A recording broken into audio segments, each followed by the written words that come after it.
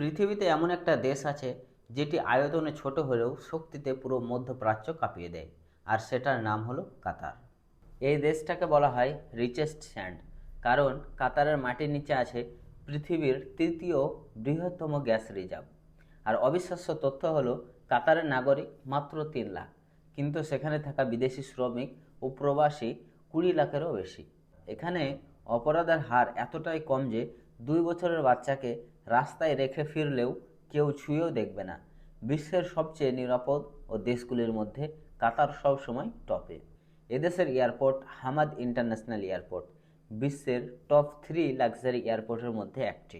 এখানে একটা বড় আর্ট স্কাল্পচার আছে, দ্য ল্যাম্প বেয়ার, যার দাম $28 মিলিয়ন।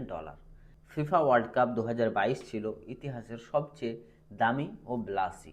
কাতারের এই আয়োজন করতে খরচ হয়েছিল $220 বিলিয়ন, পৃথিবীর যে কোনো দেশের সবচেয়ে ব্যয়বহুল ইভেন্ট।